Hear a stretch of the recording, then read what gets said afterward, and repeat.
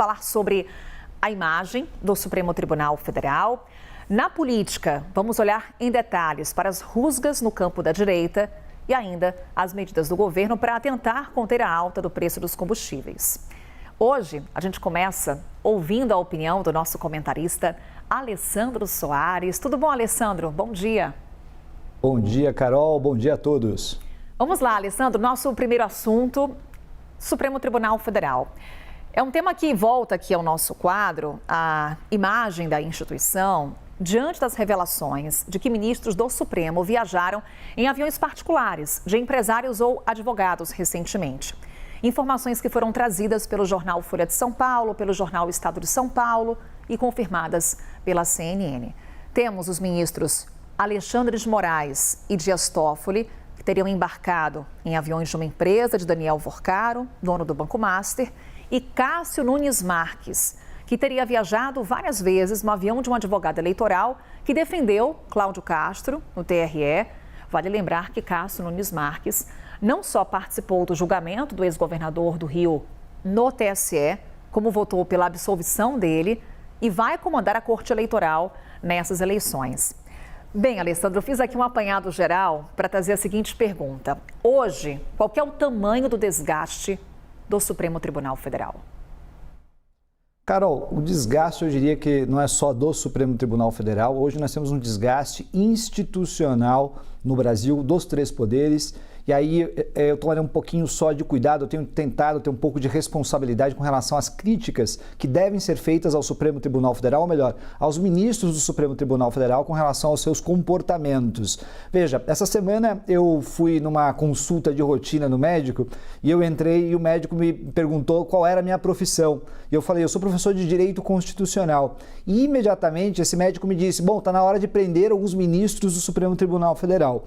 Isso só para a gente ver qual é o clima que está se criando, um clima de caráter quase que populista com relação a ataque e desgaste da instituição. E aí nós temos que separar aquelas críticas que me parece que são legítimas, que são críticas que procuram proteger a institucionalidade, que procuram fortalecer a instituição diante até da situação de que ela teve um papel importante nos últimos tempos no Brasil na proteção da democracia e dos direitos e da defesa dos direitos fundamentais, e daquela crítica que me parece que é realizada mais com relação contra, na verdade, os pontos positivos do que os pontos negativos do Supremo Tribunal Federal. Ou seja, tem muita gente fazendo crítica ao Supremo Tribunal Federal, utilizando essas situações que estão ocorrendo agora e que não são novidades, Carol. Que, veja, essa circunstância de um ministro pegar carona de voo, essa circunstância de você ter uma relação muito forte com o poder econômico, é algo que eu diria que é normalizado quando nós falamos das estruturas de poder. E isso tem que ser debatido, isso tem que ser questionado, isso deve sofrer algum tipo de reforma, deve sofrer algum tipo de medida. Mas o problema fundamental é quando você tem críticas que não têm essa função, vamos dizer, eu vou chamar aqui de construtiva com relação às instituições.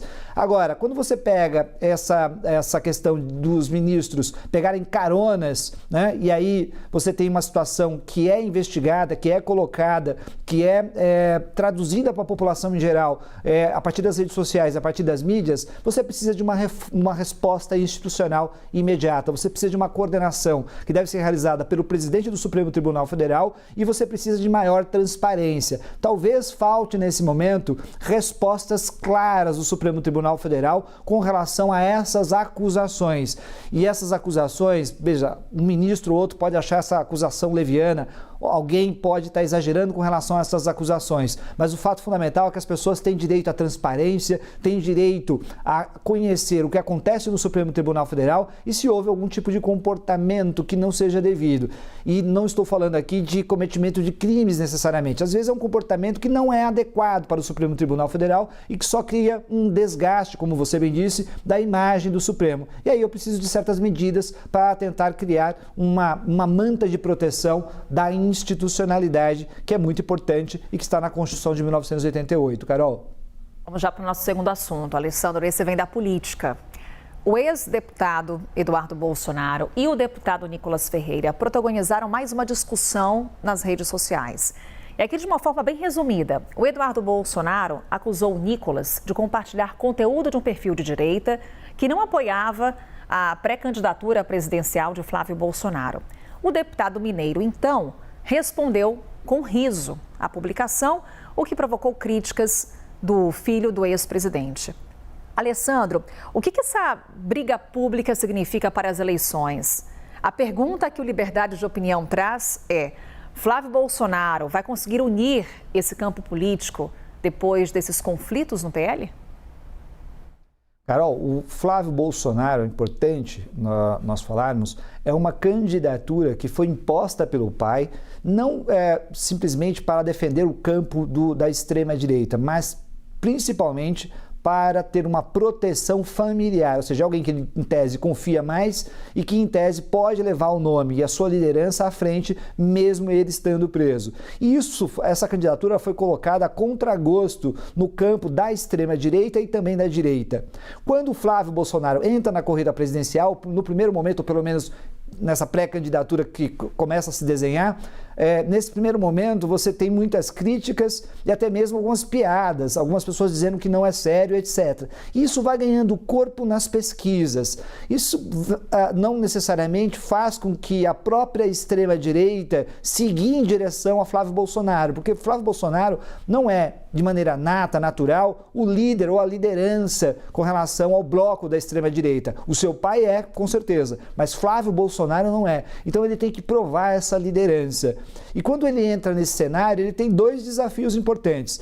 O primeiro desafio é tentar atrair uma parte do campo do centro, ou seja, guiar esse campo no processo eleitoral, liderando a extrema-direita, liderando o campo da direita de maneira geral. E por outro lado, ele tem também que coesionar, ele tem que criar um bloco muito forte, manter esse bloco na extrema-direita. Então ele tem dois desafios enormes aqui. Por quê? Porque na própria extrema-direita você tinha outras expectativas. Vale lembrar que não há muito tempo atrás o Nicolas saiu numa caminhada, numa marcha, e ficou muito clara a leitura numa tentativa não de simplesmente pregar a anistia ou a liberdade do Bolsonaro, porque ele sabe que o Bolsonaro está preso, sabe que ele é uma pessoa condenada por golpe de Estado, sabe que ele está inelegível, portanto existiria um espaço para ele ocupar na liderança própria com relação à extrema-direita. Melhor dizendo, Carol, a estratégia do Nicolas, me parece, nesse exato momento, é uma estratégia de tentar liderar o bloco da extrema-direita, tomar o bloco do bolsonarismo. Se as ideias do bolsonarismo já estão enrijecidas e consolidadas em parte da sociedade brasileira, o que ela precisa é encontrar, vamos dizer assim, um outro líder. E aí nós temos, na verdade, uma troca de autocracias. Você não tem um movimento e um partido necessariamente coordenando com certas ideias esse bloco, do ponto de vista ideológico, mas você tem pessoas disputando esse bloco. Então, daqui para frente, me parece que esse vai ser o cenário e a briga está exatamente nesse ponto. Trata-se de uma disputa política para ver quem vai ser, vamos dizer assim, a autocracia ou autocrata que vai liderar o bloco de extrema-direita e que vai coordenar também o bloco maior da direita nas eleições e no próximo período político. Carol. Alessandro, nosso terceiro e último tema: medidas anunciadas pelo governo para tentar conter a alta no preço dos combustíveis. É um pacote que inclui novas subvenções ao diesel e ao gás de cozinha, isenção de tributos sobre biodiesel e querosene de aviação, também há ações de apoio às companhias aéreas e de endurecimento das punições para aumentos abusivos de preços. Medidas que têm duração inicial de 2 meses e devem totalizar, somadas com ações anteriores, um custo de 31 bilhões de reais aos cofres públicos. Alessandro, economistas ouvidos pela CNN alertam para a questão fiscal no Brasil no ano eleitoral. O governo diz que o aumento da arrecadação vai compensar o impacto. Afinal, Alessandro, as medidas são um acerto ou um aceno eleitoral? Carol, os economistas que dizem isso, normalmente eles comem bem todos os dias, né? Então, assim, você tem que olhar para a população de maneira geral, o país que você vive. E aí nós temos que olhar não só o país que a gente vive hoje, que é o Brasil, é a América Latina, nós temos necessidades próprias, mas também as medidas que foram tomadas em outros países. Por favor, me digam qual foi o país que não tomou nenhuma medida do ponto de vista econômico com relação a esse aumento e que, veja, não tem nenhuma origem interna, é uma origem exterior com relação à guerra que ocorre hoje no Irã. Então vejam, eu tenho medidas que estão sendo tomadas no mundo inteiro, então eu não posso fazer, aí é difícil você fazer uma alegação que seja uma medida simplesmente eleitoral, já que o combo de medidas que foram tomadas no mundo inteiro estão sendo tomadas também no Brasil. O Brasil não está inventando essas medidas. O Brasil, de alguma forma, está seguindo uma linha que hoje, em geral, é seguida no mundo inteiro conforme cada circunstância. Ou seja, tem países que têm uma dependência maior com relação ao diesel, com relação ao petróleo. Tem países que não têm essa dependência. Então, conforme cada contexto, você vai armar uma estratégia diferenciada numa situação de emergência. Daí porque você tem aí um período de 2 meses inicial, com possibilidade de prorrogação para mais 2 meses, e você vai olhando a situação até que ela se estabilize. Nós estamos nesse exato momento naquilo que eu vou chamar de uma espécie de estado de exceção econômico. Você precisa de medidas urgentes do governo, você precisa de uma ação pontual, específica e mais certeira com relação às políticas de preços, e isso tem sido realizado pelo governo, não me parece uma medida